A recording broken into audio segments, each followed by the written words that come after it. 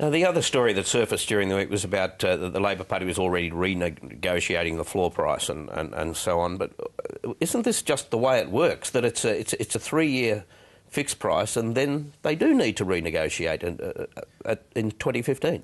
Yeah, I mean, George is probably much better on the specifics of this than I am, but I think obviously the floor price is what they go to when the floor price that they have when the carbon tax floats and becomes a floating price as opposed to a fixed price in 2015.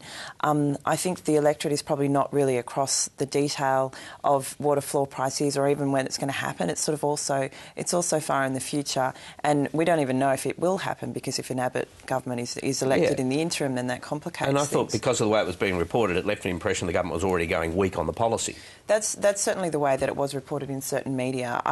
My understanding of the issue is that it's much more complex than that. They're still negotiating what will happen when they go to a floating price in 2015, and it's not locked down. And that's the interesting thing politically, I think. There is a little bit of wriggle room there, so it can either be characterised as a sort of back down if they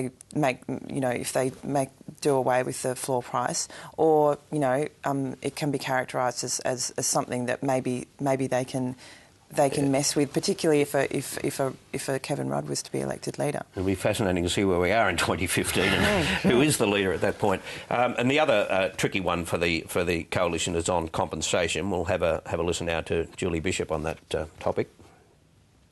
Will you take the money away that they've been given to compensate them for the carbon tax?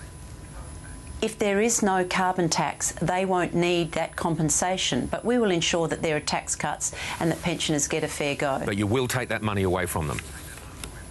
They won't need the compensation so you will if take it away they're from not them. hit with the carbon tax. So you'll take it away from them. from But we'll have tax cuts.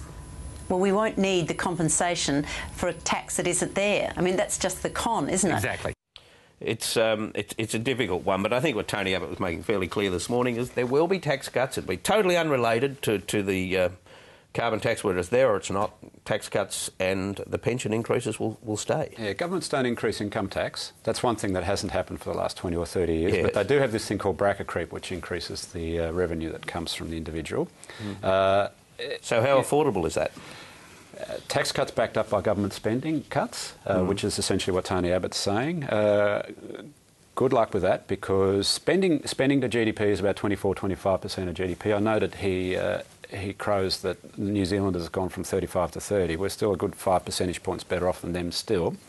But revenue is only at about 22 or 23%. If you want to take a point of GDP off your revenue, you're going to have to take something like 3 to 4 points off your spending. That's $60 billion of spending cuts. That's 60 billion. In a year, by the way, in a year. That is a lot of money to rip out of government services.